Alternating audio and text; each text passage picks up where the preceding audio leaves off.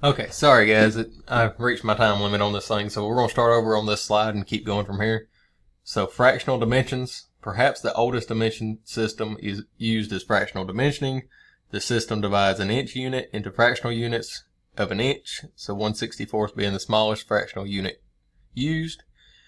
Dimensional or decimal dimensions have largely replaced the fractional system due to modern requirements for accuracy, close tolerances, and used precision measuring and instrument tools.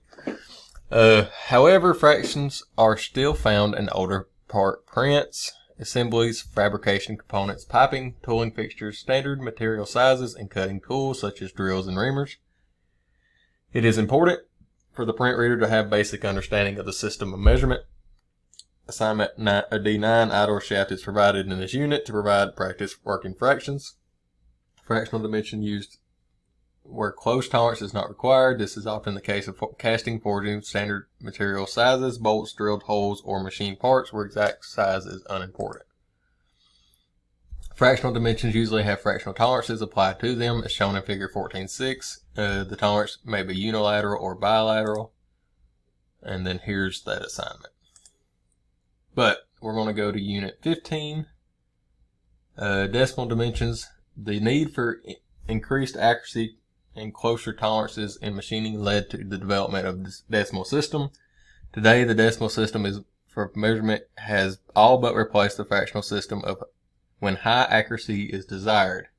The most common decimal units found in industrial drawing are tenths, hundredths, thousandths, 10,000ths, and hundredths, hundred tenths, or hundred thousandths, for example. And here's them broken down. The unit used depends on the degree of accuracy required for the part. The dimension specified must take into consideration the machining process used. The decimal units on industrial drawings seldom exceed 4 places for dimensioning. This is due to the fact that machine tools and measuring instruments are usually only accurate to 3 or 4 decimal places. Industrial drawings may be all decimal dimensions, or a combination of both decimal and fractional dimensions. The trend, however, has been to dimension totally in decimals to avoid confusion of using both systems. Decimal dimensions are preferred because they are easier to work with. They may be added, subtracted, divided, and multiplied with fewer problems in calculation.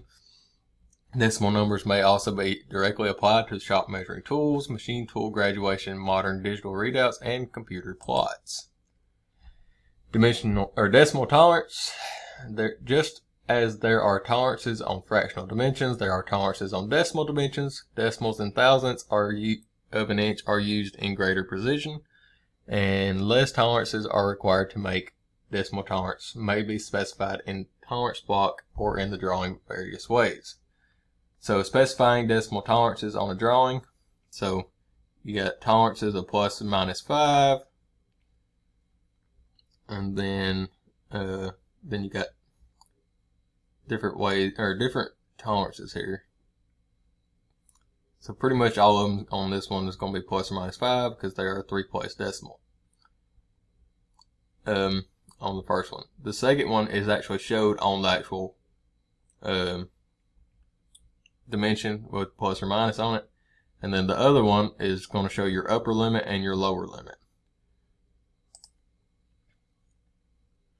Point-to-point dimensions. Most linear inline dimensions apply to point-to-point basics. Point-to-point dimensions are applied directly from one feature to another. Figure 15.2, such dimensions are intended to locate surfaces and features directly between the points indicated. They also locate corresponding points on the indicated surface. So in point-to-point, so the first one's going to be 1 inch from the edge, and then from there it's going to be 0.75 from hole to hole. And it says all of them is going to be a 1/2 inch diameter. For example, a diameter applies to all diameters throughout the length of the cylindrical surface. It does not merely apply to the diameter of the end where the dimension is shown. A thickness applies to all opposing points on the surfaces. So, rectangular coordinate dimensioning. Rectangular coordinate dimensioning, often called datum or baseline dimensioning, is a system where dimensions are given from one or more common data points. Linear dimensions are typically specified from 2 or 3 perpendicular lines. So this would be datum A, this would be datum B, and everything's going to come from that point. So here to here, so forth. Here to here, so forth. Rectangular coordinate dimensioning is often used when accurate part layout is required. Having common data points helps overcome errors that may accumulate in buildup of tolerances between point-to-point dimensions. Dimensions may also be given without a use of dimension lines. The datum is often shown as 0 line, and that all dimensions are placed on extension lines.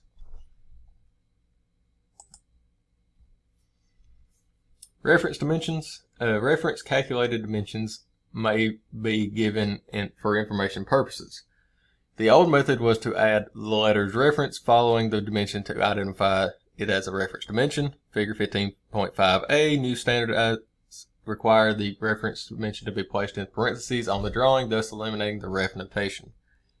So the reference dimension is going to actually be in parentheses, or it may have a ref under it, but most of the time you're going to see these.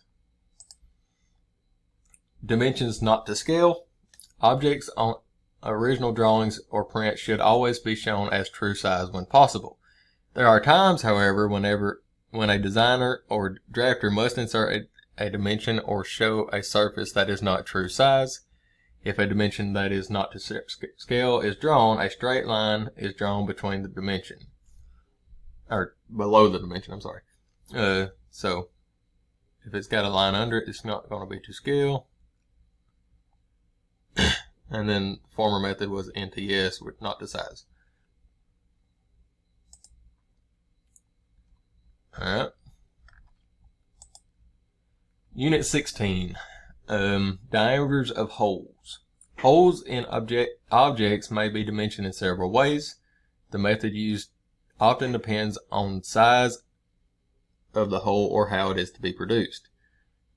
The common dimensioning practice is to dimension holes on the view in which they appear as circles. Hole diameters should not be dimensioned on the view in which they appear as hidden lines. Small hole sizes are shown with the leader line. The leader touches the outside diameter of the hole and points to the center. The hole diameter is given at the end of the leader outside the view of the object. So, depth of holes. Holes that go through a part may not require any additional information other than diameter or repetitive feature callout. Figure 16.1, when it is not clear that a hole goes through the part, however, the letters through may follow the hole diameter dimension specified. Holes that do not go through a part are commonly referred to as blind holes and must have a note or symbol specifying a depth. The depth of a hole is defined as the length of the full diameter of the hole. It is not the depth of the hole from the outer surface of the point of the drill. For example, in the past, a note was added to the diameter specification indicating the depth of the hole. Current ASME dimension standards require the use of a depth symbol. So that is your depth symbol with a line with an arrow down, and that would be your depth of the hole. Large holes may be dimensioned within the diameter of a circle of a view. So it's going to be 2-inch diameter there. Machining process for producing holes. The former practice was to specify the method for producing a hole on an industrial drawing. The current practice is to specify the hole size and location and allow the manufacturer to determine the process for machining the hole based on the tolerances for size, location, and finish. Drilling. Drilling is one of the most efficient processes for drilling holes in an object. The tool most often used in drilling is called a twist drill. The twist drill gets its name from the spiral flutes along the body of the tool. These flutes enable the drill to carry chips out of the hole. Twist drills come in a variety of standard sizes. Although drilling is a very efficient operation, it is seldom used when close tolerances and smooth hole is required. Therefore, drilling is performed most often when close tolerances are not specified. Reaming is the process of sizing a hole to a given diameter with a tool called a reamer. Just as in the case of drills, reamers are available in a variety of diameters. Reaming produces a round, straight, smooth hole to close tolerances. Holes that are to be reamed are first drilled slightly undersized and then finished reamed. Boring. Boring is the most accurate methods for producing holes that are round, concentric, and accurately sized. Boring is the process of enlarging a hole with a boring tool. Boring differs from reaming in that the use of the reamers is limited in size to the size of the available standard reamers. Holes may be bored, however, to any desired dimension and closer tolerances. Counterbores. Counterbore hole is one that has been enlarged at one end to provide a clearance for the head of a screw, bolt, or pin. The counterbore is usually machined to a depth that is equal or slightly greater than the thickness of the head of the screw, bolt, or pin. This allows the head to be recessed in the surface of the workpiece. Countersinks. A countersink hole is cone-shaped, called a countersink, cut into the end of one hole, or open end of a hole. The angle of the countersink is generally 82 degrees to match the angle found on the head of a flathead screw. Countersinks are often slightly larger than the diameter of the screw head. This allows for the top of the screw head to be flush or slightly below the surface of the workpiece. Spot faces. A spot face is similar to a counterbore, but is often or usually not as deep. Figure 16.9. The purpose of the spot face is to provide a smooth, flat surface on an irregular surface. A spot face provides a flat bearing surface for a nut, washer, or head of a screw or bolt. The diameter of the depth of the spot face will vary depending on the size of the nut, washer, or bolt head. The surfaces are usually machined to a depth of 1/64 to 1/16 depending on the irregularity of the surface being machined. Dimensioning counterbores. So countersink and counterbored holes are normally dimensioned with a leader line. Dimensions at the end of the leader line specify the minor hole diameter as well as the diameter of the depth of the counterbore. The old method is calling out a counterbore in figure 1610A. Notes of the abbreviations were used to specify the diameter and depth. A new method requires the use of the symbol to specify the counterbore, like that symbol, and diameter with that symbol, and the depth with that symbol. So the old method was 0.25 diameter with a 0.5 diameter counterbore, and it's 0.25 deep. The new way is going to be a 250 diameter with your countersink or counterbore diameter of 1/2 inch and your depth of 1/4 inch. Dimensioning countersinks. Dimensioning for a countersink holes usually include the minor hole diameter, the depth is, if not a through hole, countersink angle, and required finishing diameter of the countersink. Figure 1611 and A and B show the old method and the new method for calling out countersinks. Note the old method for specifying countersink was used to the letters CSK. The new method is replace the CSK with the abbreviation with the symbol V. So old method, CSK, new method with the V. Dimensioning spot faces. The diameter of the depth of the spot face is usually specified on the drawing. In some cases, however, the thickness remaining material is specified. The old method of dimensioning was to use the letters SF to specify spot face. 612A, here again the symbols are used to replace the notes and abbreviations. 612B.